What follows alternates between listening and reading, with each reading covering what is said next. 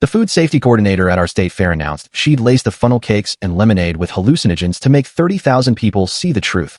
My sister started convulsing, but the same woman who poisoned us handed me red pills that saved her, then took notes like we were lab rats in her deranged experiment. Imagine this. One minute you're just enjoying a perfect, sunny day at the state fair, scarfing down a pretzel, maybe watching your sister demolish a corn dog.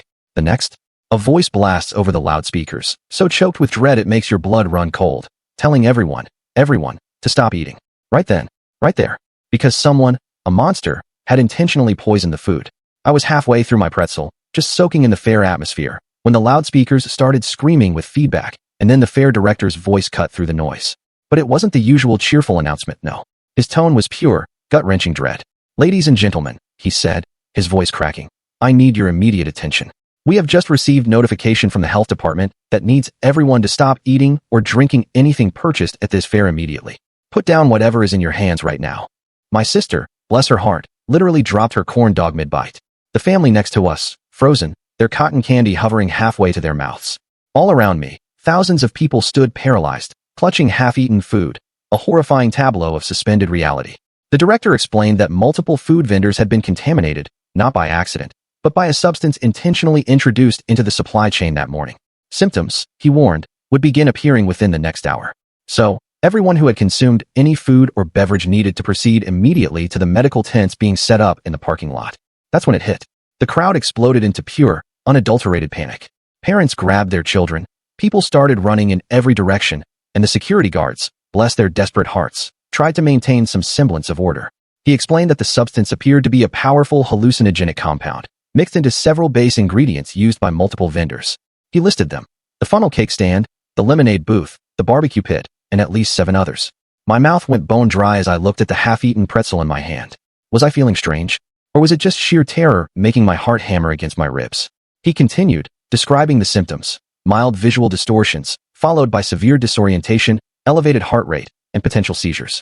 And everyone who had eaten anything needed immediate medical evaluation, even though there were only about 50 ambulances on the way for what would clearly be thousands of victims. Through the burgeoning chaos, I could already see it. Some people stumbling, grabbing onto tent poles for support, while others just sat down hard on the ground, holding their heads, their faces a mask of confusion. Then came the punch to the gut. "I need to be completely honest with you all," the director stated, his voice now grim. "Because you deserve the truth. This was not an accident. Someone deliberately poisoned our food supply in what appears to be the largest mass poisoning event in state history." A woman near the Ferris wheel suddenly started screaming, hysterical, claiming the lights were melting while her husband tried desperately to hold her still. And then the final, unbelievable blow. The person responsible was Janet Morrison. Janet Morrison. She'd been the fair's food safety coordinator for the past 12 years. She was arrested just 20 minutes ago, attempting to leave the fairgrounds, detailed notes about her horrific plan on her person. Apparently, she truly believed she was exposing the toxic food industrial complex by forcing thousands of people to experience what she chillingly called chemical enlightenment. The elderly man who'd been selling candy apples since I was a kid was now on his knees, vomiting, while teenagers, somehow detached, filmed everything on their phones. We learned Morrison had spent months meticulously planning this attack, specifically choosing a compound that would affect different people at different rates based on body weight and metabolism. She timed it for the busiest day, knowing there would be over 30,000 potential victims. And now, emergency responders were utterly overwhelmed. My vision started to blur, and I couldn't tell if it was tears or the insidious beginning of whatever was coursing through my system. The compound she used, he explained, was similar to LSD, but potentially far more dangerous because of the dosage uncertainty. Some people might have ingested massive amounts, while others got trace exposure. We wouldn't know the full extent until symptoms manifested. A father, carrying his unconscious daughter, pushed past me, sprinting towards the medical tents while her mother stumbled behind them, speaking in tongues. The director promised to stay on the microphone as long as possible to help guide us through the crisis, explaining that psychoactive effects could last anywhere from 8 to 48 hours depending on exposure level. And while the medical tents had sedatives and monitoring equipment, they simply didn't have enough resources for everyone. The Ferris wheel operator had abandoned his post, leaving people trapped at the very top, screaming about dragons in the sky. Below them, the House of Mirrors had become a living nightmare scene, people lost in their own reflections, trapped by their minds. Those who hadn't consumed anything were asked to help keep affected individuals safe, to prevent them from wandering into traffic or dangerous areas, since the compound could cause extreme paranoia and hallucinations that would seem completely real to those experiencing them. By now, The entire fairground looked like something out of a disaster movie. Thousands of people in various states of distress, sirens wailing from every direction, helicopters circling overhead like vultures. The fair director's voice crackled through the speakers again, but this time it sounded different, like he was speaking underwater. I blinked hard, trying to focus on my sister, who was swaying slightly beside me, her face pale, her eyes wide with a strange, unfocused gaze. Around us, the chaos intensified as more people began showing severe symptoms. Some were laughing uncontrollably, a terrifying, unnatural sound, while others cowered from invisible threats. I grabbed my sister's arm, trying to steady her, but my hand felt like it was moving through molasses, thick and slow. The pretzel I dropped lay on the ground, and for a terrifying moment, it seemed to writhe like a snake before I violently shook my head to clear the image. My sister mumbled something about the clouds turning purple, and then, a chilling realization hit me. She'd eaten more of her corn dog than I'd had of my pretzel. A security guard rushed past us toward the medical tents, and I overheard him shouting into his radio. Morrison had never made it to the police car. She'd somehow slipped away during the initial panic. My blood ran cold, or maybe it was burning hot. I couldn't tell anymore as the sensations in my body began to blur together. The announcement about her arrest had been premature, and she was still somewhere on the fairgrounds. I tried to flag down another security guard to warn them, but when I opened my mouth, the words came out jumbled and slow, slurred beyond recognition. The guard looked at me with a mixture of pity and fear, then hurried away, clearly thinking I was just another victim of the poisoning.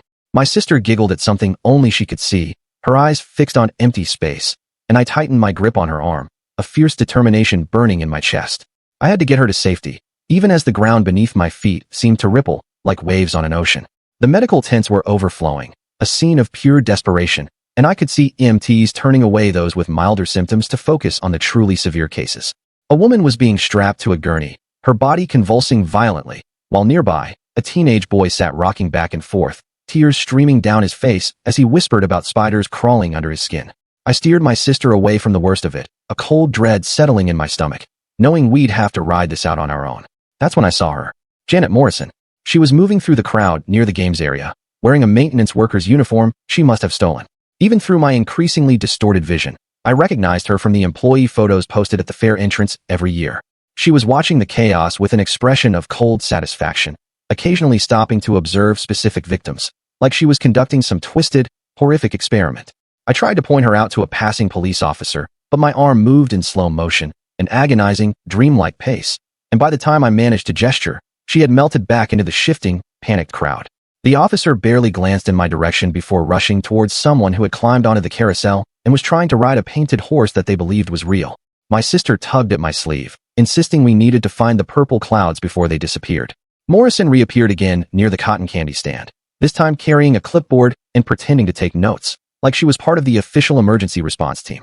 She approached a family huddled together on a bench, the parents trying desperately to comfort their young children, who were all showing different levels of symptoms. I watched in absolute horror as she knelt beside them, speaking softly, probably whispering lies about where to find help or what to do. My legs felt like jelly as I tried to move toward them, to warn them, but the distance seemed to stretch impossibly far. Colors were starting to bleed together at the edges of my vision, swirling and mixing, and I had to stop and lean against a fence post to keep from falling. My sister had gone quiet beside me, her eyes unfocused as she stared at her own hands, like she'd never seen them before. A man in a red shirt, who seemed less affected than most, noticed my distress and came over to help. He said his name was Theodore, that he'd only had a sip of lemonade before the announcement came through. I managed to communicate about Morrison through broken sentences and frantic, desperate gestures, and his eyes widened with dawning understanding. He'd seen her too, had wondered why she was still walking around if she'd been arrested. Theodore, a stranger just minutes before, agreed to help me keep track of Morrison while also making sure my sister didn't wander off into the terrifying unknown. The three of us moved slowly, agonizingly, through the fairgrounds, which had transformed into a surreal nightmare landscape. The funhouse music still played from some attractions, a discordant, cheerful tune mixing with sirens and screams, creating a truly hellish symphony. Every few steps, I had to stop and forcibly remind myself what was real and what was the insidious substance playing tricks on my mind. Morrison had moved to the food court area, where she stood observing the abandoned stalls with their contaminated supplies. She pulled out a small notebook and began writing, occasionally glancing around to make sure no one was watching her too closely. The security presence had thinned dramatically as guards dealt with more immediate crises, leaving her eerily free to move about.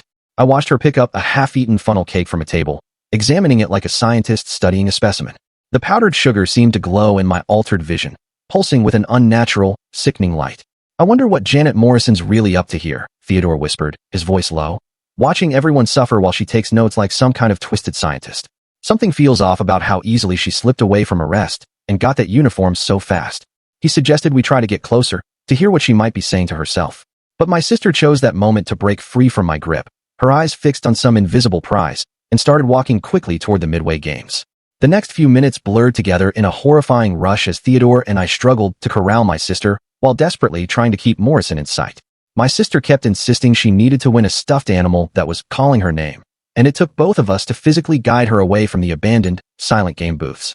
By the time we looked back, Morrison had vanished again, swallowed by the chaos. The panic around us intensified as more fairgoers succumbed to the poison's horrific effects. Theodore scanned the crowd, his face etched with grim determination, while I held my sister's wrist tightly, her skin feeling unnaturally cold against my palm. She kept reaching for invisible butterflies, her fingers dancing in the air, and I had to physically redirect her every few seconds to keep her from wandering into the heart of the madness. Morrison reappeared near the livestock barn, this time wearing a different shirt and, chillingly, carrying a first aid kit. She moved with purpose, approaching groups of affected people and offering what looked like assistance. My stomach churned with a mixture of fear and rage as I watched her hand out small white pills from the kit, telling people they were antidotes. The victims, desperate for any relief, eagerly swallowed them. Theodore and I exchanged horrified glances. Whatever she was distributing, it absolutely could not be legitimate medicine. I tried to move faster toward her, but my legs felt disconnected from my body, each step requiring enormous, agonizing concentration. The ground beneath me seemed to tilt and sway like a ship's deck in a violent storm. A woman who'd taken Morrison's pills suddenly collapsed, her body going rigid. Morrison simply made a note on her clipboard and moved to the next group, her face a mask of detached calculation. The cold, calculating cruelty of her actions cut through my substance-addled haze, filling me with a pure, focused rage that helped me pierce through the swirling confusion. My sister suddenly pulled hard against my grip, nearly breaking free. She'd spotted a snow cone stand and was convinced the ice was made of diamonds. Theodore helped me guide her to a relatively quiet spot near the petting zoo fence where we could regroup without losing sight of Morrison. The animals in the petting zoo were agitated, sensing the pervasive chaos around them. Goats bleated frantically while rabbits huddled in corners of their pens. Even through my altered perception, I could see their fear was real, not a hallucination. My sister reached through the fence, trying to pet a goat that seemed to shimmer with rainbow colors in her vision. Morrison had now positioned herself near the main entrance, where new arrivals were still coming in, blissfully unaware of the contamination. She was turning them away, playing the role of a concerned official, but I noticed she was selective about who she warned. Families with young children were sent away, but teenagers and young adults were allowed through with no warning. Theodore, ever observant, pointed out that she seemed to be documenting reactions, taking special interest in how different age groups responded to the poison. She had a system, a cold, methodical madness that went beyond simple chaos. This wasn't just about exposing people to chemicals. She was conducting a massive, unauthorized experiment on human subjects. My vision swam as I tried to process this horrifying realization. The edges of my sight pulsed with colors that shouldn't exist, and I had to close my eyes briefly to regain some equilibrium. When I opened them, my sister had managed to grab hold of a rabbit through the fence and was trying to pull it out, convinced it was made of cotton candy. Theodore helped me gently pry her fingers loose while I kept my terrified gaze fixed on Morrison. She'd moved again, this time to the grandstand area where the evening's concert was supposed to happen. The stage lights were still on, creating a bizarre, mesmerizing light show that seemed to draw the affected crowd members, who gravitated toward it like moths to a flame. Morrison, with an unnerving calm, climbed onto the stage and began adjusting the lighting controls. The strobing patterns she created seemed designed to intensify the hallucinogenic effects. And I watched in horror as people in the crowd began seizing or dropping to their knees, completely overwhelmed by the sensory assault. I had to stop her, but my body wasn't cooperating. Each movement felt like swimming through thick syrup, and my depth perception was completely shot. Theodore suggested we try to find help, but looking around, I realized there was no one left to help us. The security guards were overwhelmed, the medical personnel were swamped, and the police were focused on crowd control at the exits. My sister had gone terrifyingly quiet, which worried me more than her earlier agitation. Her pupils were dilated, so wide her eyes looked black, and she was staring at her hands as if they held the secrets of the universe. I shook her gently, trying to keep her grounded in reality, but she didn't respond. Morrison descended from the stage and began moving through the crowd again. This time, she was collecting items from victims: phones, wallets, personal belongings. At first, I thought she was robbing them, but then I saw her carefully labeling each item with a number that corresponded to notes in her book. She was cataloging her test subjects. The fury that built in my chest, a pure, incandescent rage, helped cut through some of the substance's effects. This woman had poisoned thousands of people, including my own sister, and was now treating us like lab rats. Theodore felt it too. I could see his jaw clenching, his face tight with controlled fury as he watched her work. We needed a plan, but thinking clearly was nearly impossible. The hallucinations were getting stronger, not weaker. The fence posts around the petting zoo looked like they were melting, oozing into the ground, and the sounds of the fair had become a cacophony of distorted noise that made my head throb with agonizing pain. Morrison approached a group of teenagers who were sitting in a circle, holding hands and laughing at shared visions. She knelt beside them, pretending to check their vitals while actually placing something in the center of their circle. After she left, one of the teens picked up what she'd left, another vial of pills. Theodore and I watched in disbelief as they passed the vial around, each taking one. Within minutes, their laughter turned to screams. One boy began clawing at his skin, his face contorted in agony, while a girl ran full speed into a tent pole, knocking herself unconscious. Morrison observed from a distance, making notes, utterly devoid of emotion. My sister suddenly spoke, her voice dreamy and disconnected.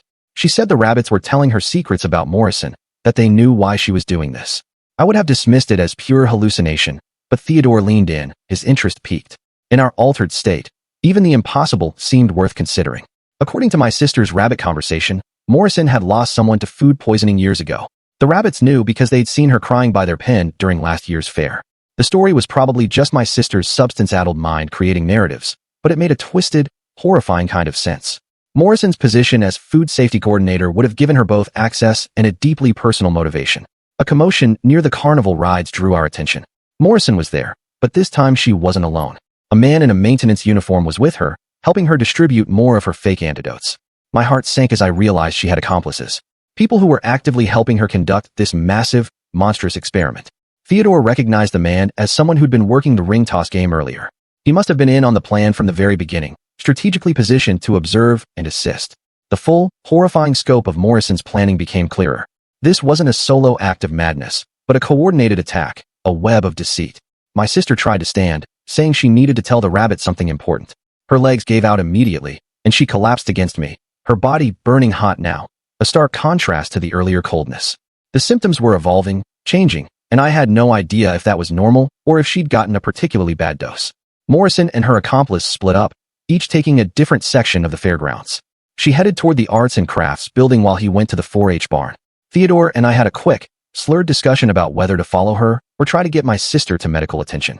The medical tents were still overwhelmed, people being turned away unless they were actively seizing or unconscious. My sister, despite her condition, was still responsive and mobile. We made a terrifying decision. We would keep tracking Morrison while monitoring my sister's symptoms. The arts and crafts building was a maze of displays and booths, now made even more confusing by the visual distortions. Quilts on the walls seemed to breathe and pulse, their patterns shifting and swirling. Morrison moved through the aisles with cold purpose, stopping at specific booths to leave more of her pills. I noticed she was targeting the water stations, dropping tablets into the cups of water that volunteers had set out for people suffering from the heat. Anyone seeking relief would unknowingly dose themselves further. The calculated cruelty of it made my hands shake with pure, impotent anger. Theodore spotted a security radio someone had dropped. He grabbed it, trying desperately to call for help, but the channels were pure chaos, a cacophony of voices reporting emergencies throughout the fairgrounds. When he tried to report Morrison's location, no one responded. We were on our own. My sister began humming a tune I didn't recognize, swaying slightly as she did. The melody seemed to help her focus, and she was able to walk more steadily, though still relying on me. I kept one arm around her waist while Theodore, our unlikely guide, led the way, following Morrison's path through the building. She exited through a side door that led to the animal barn area. The smell hit us immediately, a potent mixture of hay, manure, and something sharp and chemical that made my altered senses real.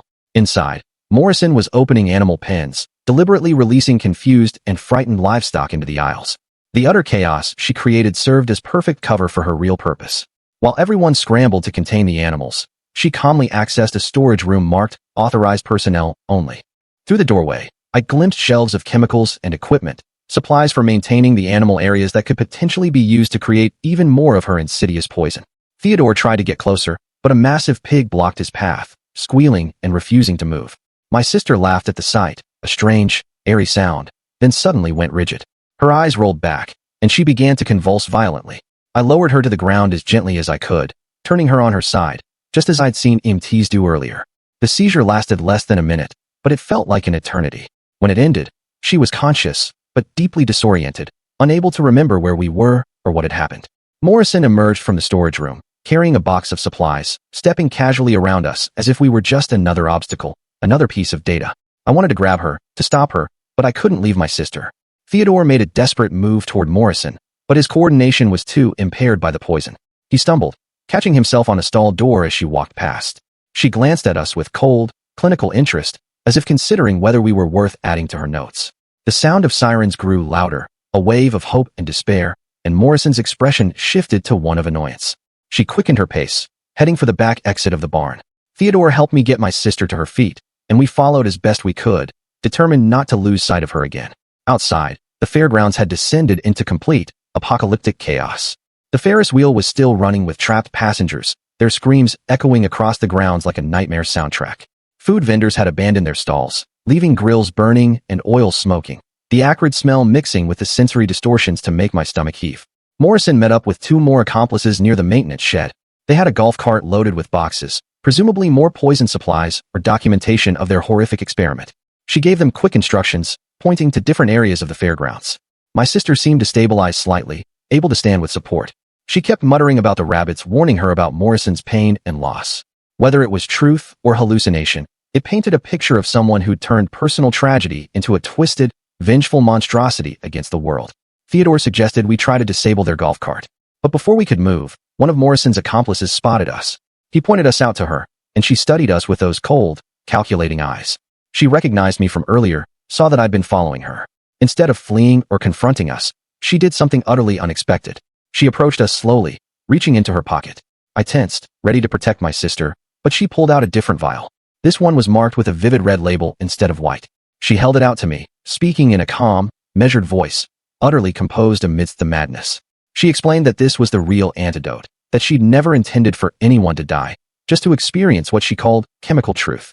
The red pills, she claimed, would counteract the worst effects, especially for someone as young as my sister. I stared at the vial, torn between desperate hope and complete, utter distrust. My sister was getting worse, her breathing becoming labored, shallow. Theodore shook his head, warning me not to trust anything from Morrison. But what choice did I have? The medical tents couldn't help us, and my sister desperately needed something. Morrison set the vial on a nearby picnic table and backed away, still watching us, those calculating eyes unblinking. She said we had 5 minutes before the compound would cause permanent damage in someone my sister's size. Then she turned and walked back to her accomplices, who were starting up the golf cart. Theodore, with a surprising surge of clarity, grabbed the vial before I could, examining it closely. The pills inside looked different from the white ones she'd been distributing. These were gel capsules with visible liquid inside. He pointed out that if she wanted us dead, she'd had plenty of opportunities. Maybe this was real. My sister's convulsions started again, weaker this time, but still frightening. Her lips were turning blue, a terrifying sight, and her pulse was racing so fast, I couldn't even count it. The decision was being made for me by her rapidly deteriorating condition. I took one of the red pills from the vial and broke it open, smelling the contents. It had a distinct medicinal odor, nothing like the sweet, sickly smell witnesses had reported from the poisoned food. Theodore suggested we give her half first, see if it helped before risking the full dose. Getting my sister to swallow even half the capsule was a desperate challenge. She fought us, lost in whatever nightmare the poison had created in her mind. Finally, Theodore held her still while I managed to get the liquid into her mouth, massaging her throat to make her swallow. Morrison watched from the golf cart, making notes. Whatever happened to my sister would be just another data point in her sick experiment. The rage that filled me was pure and focused, cutting through the fog of my own symptoms, sharpening my senses. Within minutes, my sister's breathing began to steady. The terrifying blue tinge left her lips, and her pupils started to contract back to normal size. She was still hallucinating, whispering about purple clouds, but the physical symptoms were undeniably improving. The antidote, if that's what it was, seemed to be working. Morrison nodded, a slight, almost imperceptible confirmation of a hypothesis, then signaled to her accomplices. The golf cart pulled away, heading toward the section of the fairgrounds where the younger children's activities were located. My blood ran cold as I realized she might be planning to dose even more victims, perhaps with stronger concentrations. Theodore and I got my sister to a bench, propping her up between us. She was mumbling more coherently now, asking where she was and what had happened. The antidote had pulled her back from the edge, but she was far from recovered. I gave Theodore the rest of the red pills, telling him to find others who were in severe distress. He protested, saying we needed to stick together, but I insisted. My sister was stable enough now, and people were dying around us. He reluctantly agreed, taking half the remaining pills and heading toward the medical tents, a determined glint in his eyes. Morrison's golf cart had stopped near the petting zoo where we'd been earlier. She was unloading boxes while her accomplices spread out, each carrying supplies. I recognized what they were doing, setting up for a second wave of poisoning, targeting those who'd avoided the first contamination. My sister gripped my arm, her clarity returning in waves. She remembered the rabbits, remembered what they'd told her about Morrison. Whether it was real or hallucination didn't matter anymore. What mattered was stopping her before she hurt more people. I helped my sister to her feet, and we began moving, a slow, determined shuffle, toward the petting zoo. My own symptoms were manageable now, the rage and adrenaline helping me focus through the visual distortions. Morrison was alone by the rabbit pen, her accomplices having spread out across the fairgrounds. She was filling water bottles from her supplies, presumably to distribute to thirsty fairgoers who'd avoided the contaminated food. The calculated patience of her actions was chilling. Even now, surrounded by the chaos she'd created, she worked methodically, almost serenely. My sister suddenly broke free from my grip, moving faster than I thought possible in her condition. She stumbled toward Morrison, shouting something about the rabbits knowing the truth, her voice surprisingly strong. Morrison turned, startled by the direct confrontation. What happened next blurred in my drug perception. My sister, with a surge of unexpected strength, grabbed Morrison's box of supplies, trying to upend it. Morrison fought back, surprisingly strong and agile for her slight appearance. They struggled violently over the box while I rushed to help, my impaired coordination making me clumsy and slow. The box spilled, bottles and vials rolling across the ground. Some broke, their contents mixing with the dirt and hay, a toxic slurry. Morrison scrambled to salvage what she could while my sister collapsed again, the exertion too much for her poison system. I knelt beside my sister, checking her pulse, my heart pounding, while keeping one eye on Morrison. She'd gathered what supplies she could and was backing away, her calm demeanor finally cracking. For the first time, I saw raw emotion in her eyes. Not regret, but profound frustration that her meticulous plan was being disrupted. Security guards were finally approaching our area, drawn by the commotion. Morrison saw them too, and made a quick decision. She dropped her remaining supplies and walked quickly toward the maintenance area, trying to blend in with the mass of victims and helpers. I shouted to the guards, pointing out Morrison, but my words came out slurred and confused, a garbled mess. They assumed I was just another hallucinating victim and focused on helping my sister instead. Morrison disappeared into the crowd while I watched helplessly, a knot of frustration in my gut. Theodore returned, having distributed the antidote pills to the worst cases he could find. He helped me explain to the security guards about Morrison and the second wave of poisoning she'd been planning. This time, with Theodore's clearer speech, they listened. Radio calls went out, describing Morrison and her accomplices. The maintenance shed was secured, preventing access to more chemicals. Water stations were shut down until they could be tested. Finally, the authorities were taking the ongoing threat seriously. My sister was loaded onto a golf cart to be taken to the medical area. I insisted on going with her, but Theodore stayed behind to help security identify the areas Morrison had targeted. He promised to find us later after making sure no more poison could be distributed. The medical tent was a scene from a nightmare. Hundreds of people in various states of distress. Not enough staff or supplies to help them all. My sister was triaged as stable thanks to the antidote, which meant we waited while more critical cases were treated. I held her hand as she drifted in and out of consciousness, her hallucinations becoming less intense, but still present. Morrison giving us the antidote raised so many questions. Why save the very people who'd been tracking her? She claims it's about chemical truth, not death. But I'm not sure I buy that when she's already caused this much chaos.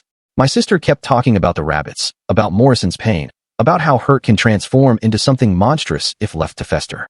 Word spread through the tent about the antidote, and soon medical staff were asking where we'd gotten it. I explained about Morrison, about the red pills, about how she'd given them to us herself. The doctors exchanged worried looks. Trusting anything from the person who'd poisoned everyone seemed insane. But the evidence was clear. Those who'd received the red pills were recovering faster than those who hadn't. Whatever Morrison's twisted motivations, she'd apparently created both the poison and its cure. The burning question was whether there was more antidote somewhere, and if so, how to find it. A detective arrived to take my statement. Through my still foggy perception, I described everything I'd seen Morrison do, every location she'd visited, every accomplice I'd noticed.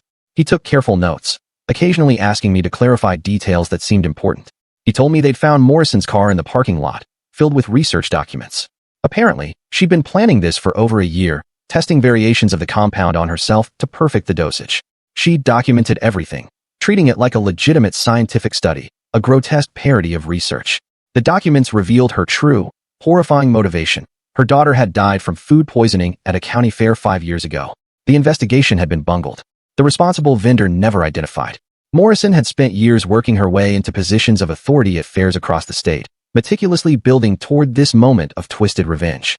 My sister stirred beside me, her eyes finally focusing on my face. She asked if the rabbits were safe, if Morrison had hurt them. I assured her they were fine, that security was protecting all the animals now. She smiled weakly and closed her eyes again. The detective asked if I could identify Morrison's accomplices if I saw them again. I nodded, though I wasn't sure how reliable my memory would be given the circumstances. He said they were reviewing security footage, but much of it was useless due to the chaos and the fact that Morrison had likely disabled some cameras. Theodore found us an hour later, looking exhausted, but more clear-eyed than before. His lower dose of the poison was wearing off faster. He reported that security had found 2 of Morrison's accomplices trying to leave through a service gate. They were in custody, but Morrison herself was still missing.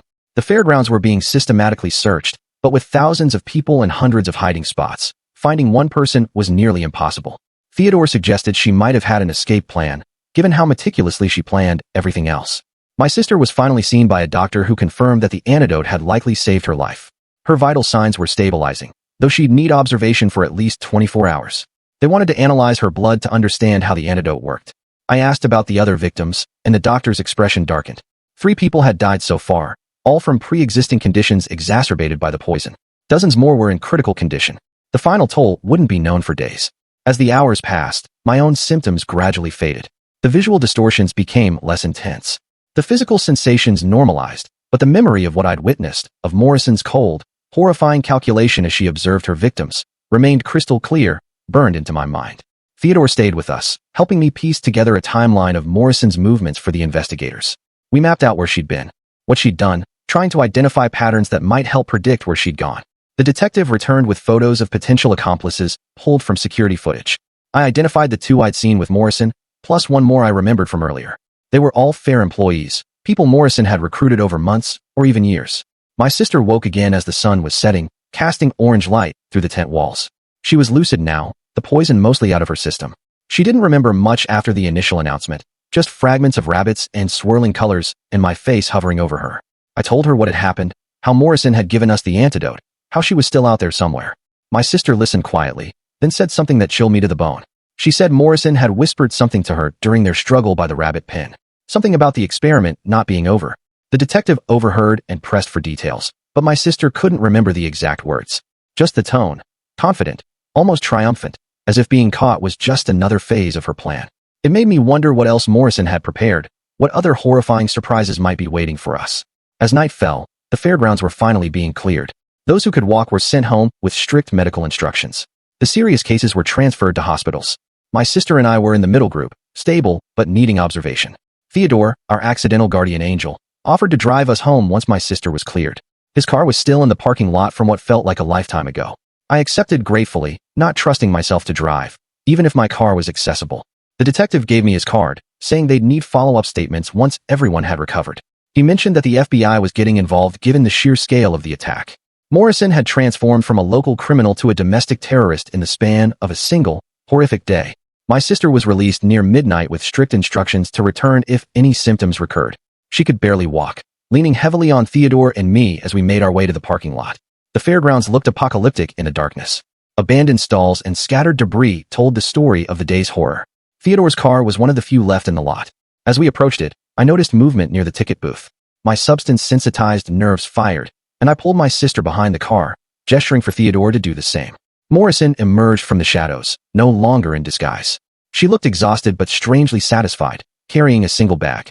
She walked calmly toward a motorcycle parked near the exit, apparently confident that the search had moved elsewhere. Theodore whispered that we should call the police, but I was already moving. The pure, unadulterated rage that had sustained me through the day boiled over. This woman had poisoned my sister, terrorized innocent people, and was about to escape. I intercepted her before she reached the motorcycle, my body moving faster than my still drugged mind could process. She turned at the last second, dropping her bag to defend herself. We collided, both of us going down hard on the asphalt. Morrison was stronger than she looked, fighting with desperate efficiency. But I had rage and adrenaline on my side, a primal fury that cut through the lingering effects of the poison. Theodore joined the struggle, helping me pin her down while my sister, with surprising clarity, called 911 on Theodore's phone. Morrison stopped fighting once she realized she was caught. She lay still, looking up at the night sky with that same terrifyingly satisfied expression. She said something about her experiment being complete, about having proved what she set out to prove. I asked her, my voice raw, what could possibly have been worth all this suffering? She smiled sadly, a flicker of something almost human in her eyes, and said that now thousands of people understood what her daughter went through, that they'd never take food safety for granted again. Her twisted, horrifying logic made a horrible kind of sense. Police arrived within minutes, lights flashing, taking Morrison into custody. She went willingly, almost eagerly, as if being arrested was just another phase of her twisted plan. The detective I'd spoken to earlier was among the responders, looking grimly satisfied at her capture. He took our statements there in the parking lot, my sister leaning against Theodore's car while she spoke, her voice still weak. Morrison watched from the police car, studying us even then, probably adding final, chilling notes to her mental database. As they drove her away, I felt the adrenaline finally leave my system. The exhaustion hit like a physical weight, and I had to sit down on the curb, suddenly unable to stand. My sister sat beside me, resting her head on my shoulder. Theodore stood guard over us, making sure we were okay, a silent, comforting presence. The parking lot was quiet now, except for distant sirens and the faint thrumming of helicopters still circling overhead. The fair that had started as a day of simple fun had become something none of us would ever forget. My sister asked if it was really over, if Morrison was really gone. I told her yes, though a part of me wondered about the accomplices still out there, about the research Morrison had compiled, about whether someone else might try to continue her horrific work. We finally made it to Theodore's car and began the drive home. The familiar streets looked alien after what we'd experienced. Ordinary life seemed impossible after such extraordinary horror. My sister dozed in the back seat while I stared out the window, trying to process it all, the images of the day replaying in my mind. Theodore drove in silence, understanding that words were inadequate. He'd been a stranger this morning, just another face in the crowd. Now he felt like family, bonded by shared trauma and survival. As we pulled up to our house, I saw our parents' cars in the driveway. They must have heard about the attack. Must be worried sick. I gently woke my sister, and we prepared to face their questions and fears. Before we got out, Theodore handed me a piece of paper with his contact information. He said to call if we needed anything, if symptoms returned, or if we just wanted to talk to someone who understood. I thanked him, meaning it more than words could express. My sister and I walked to our front door, supporting each other, two survivors. Behind us, the night sky glowed faintly from the emergency lights still illuminating the fairgrounds. Morrison's experiment was over, but its effects would ripple through our community for years to come. The door opened before we could knock, our parents rushing out to embrace us, their tears mixed with ours as we stood there, survivors of something that should never have happened. Inside, warm light and familiar voices promised safety and healing. But even as I helped my sister inside, even as I tried to reassure our parents, I couldn't shake Morrison's final words about her experiment being complete. What had she really been trying to prove? And worse, what if she'd succeeded? The morning sun, filtering through our kitchen window, felt like an assault on my still sensitive eyes. My sister sat across from me, mechanically eating cereal while our parents hovered nearby, watching us like we might collapse at any moment. The local news droned in the background. Reporters still trying to piece together what had happened at the fairgrounds. I pushed my own breakfast around the plate, my appetite non-existent. Every time I closed my eyes, I saw Morrison's satisfied smile as the police drove her away. The rage that had carried me through yesterday had faded, leaving behind a hollow exhaustion that sleep hadn't even touched. My phone buzzed with a text from Theodore, checking in on us. He'd barely slept either, he wrote, kept awake by lingering visual distortions and the memory of what we'd witnessed. I typed back a reassurance I didn't feel, then set the phone aside as another wave of nausea rolled through me. My sister suddenly stood, her chair scraping against the floor. She moved to the window, pressing her forehead against the cool glass. Our mother started to follow, but I shook my head. We'd learned overnight that sudden movements and crowding made her panic. The poison might be leaving her system, but its effects lingered in ways the doctors couldn't predict. The doorbell rang, making us all jump. Through the peephole, I saw a woman in a business suit holding a clipboard. When I opened the door, she introduced herself as a health department investigator, needing follow-up information about our exposure and symptoms. I let her in, though a part of me wanted to slam the door and pretend yesterday had never happened. She sat with us in the living room, asking detailed questions about what we'd eaten, when symptoms started, how they progressed. My sister struggled to answer, her memories fragmented and confused. The investigator took notes patiently, occasionally glancing at me when my sister's answers veered into descriptions of talking rabbits and melting colors. When she asked about Morrison, I felt my hands clench involuntarily. I described everything I'd witnessed, the fake antidotes, the accomplices, the systematic way she'd documented her victims. The investigator's expression grew increasingly grim as I spoke, her pen moving rapidly across the page. She revealed that they'd found Morrison's lab in her basement, a sophisticated setup where she'd been producing the compound for months. The walls were covered with charts tracking dosage calculations, symptom progressions, and demographic data. She'd been planning this for so long that she'd even tested variations on herself, building up a tolerance that explained her chilling clarity during the chaos. My sister interrupted to ask about the rabbits at the petting zoo. The investigator looked confused until I explained my sister's hallucination about the animals knowing Morrison's motivations. To my surprise, the investigator nodded thoughtfully. They'd found photos in Morrison's house, pictures of her daughter at various fairs, including several by that same rabbit pen. The investigator left after an hour, promising to keep us updated on the investigation. As soon as the door closed, my sister retreated to her room. I followed, finding her curled on her bed, staring at nothing. I sat beside her, neither of us speaking. Sometimes, there were no words for what we'd survived. Our father appeared in the doorway, holding the cordless phone. The hospital was calling. They wanted my sister to come in for additional blood work. The antidote Morrison had given us was unlike anything in their databases, and they needed to understand its composition to help other victims. The drive to the hospital was surreal. Every food truck we passed made my stomach turn. My sister kept her eyes closed the entire way, her hands trembling in her lap. Our parents exchanged worried glances in the front seat, clearly out of their depth in knowing how to help us. The hospital was chaos. The parking lot overflowed with cars, and inside every waiting room chair was occupied by fair victims in various stages of recovery. Some rocked back and forth, still fighting off lingering hallucinations. Others sat in stunned silence, their 1,000-yard stares suggesting they were reliving yesterday's horrors. A nurse recognized us from the night before and expedited our check-in. She mentioned that several people who'd received the red pills were showing remarkably faster recovery rates. Morrison's antidote, twisted as its source was, had genuinely saved lives. While my sister had blood drawn, I wandered the hallway, needing to move. I passed a room where a support group was gathering, fair victims sharing their experiences. Through the doorway, I saw Theodore among them. He caught my eye and waved me in, but I shook my head. I wasn't ready to relive it all again. Not yet. Back in the waiting room, I overheard 2 police officers discussing the case. Morrison's accomplices were starting to talk, revealing the full scope of her plan. She'd recruited them by sharing her daughter's story, convincing them that dramatic action was the only way to force change in food safety standards. They believed they were part of something important, not realizing the true, horrific extent of Morrison's intentions. My sister emerged from the lab looking drained. The technician mentioned that her blood work showed unusual markers, nothing dangerous, but chilling evidence of how precisely Morrison had calibrated her compounds. Each victim's reaction had been slightly different, creating a massive dataset that Morrison had intended to analyze. On the drive home, we passed the fairgrounds. Police tapes surrounded the entire area, and cleanup crews in hazmat suits moved between the abandoned stalls. The Ferris wheel stood motionless against the sky, a silent, eerie monument to yesterday's nightmare. My sister turned away from the window, burying her face in her hands. That afternoon, Theodore stopped by. He looked better than he had in his text, though dark circles under his eyes betrayed his sleepless night. He'd brought food from a restaurant we all trusted, nothing from any place that might have been at the fair. The gesture was thoughtful, though none of us had much appetite. He shared what he'd learned from the support group. Some victims were experiencing flashbacks triggered by certain smells or sounds. Others couldn't eat anything without obsessively checking for contamination. The psychological effects were proving as challenging as the physical ones.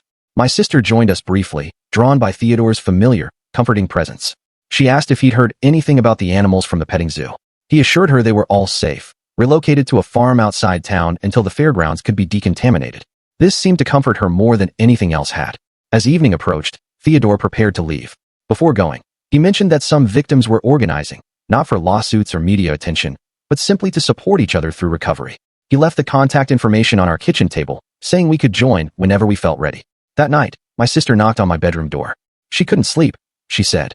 Kept seeing Morrison's face every time she closed her eyes. We sat together in the living room, watching mindless television to avoid thinking. Neither of us mentioned how we both flinched when a commercial for a food festival came on. The next morning brought more investigators, this time from the FBI. They needed detailed statements about Morrison's accomplices, her methods, everything we could remember.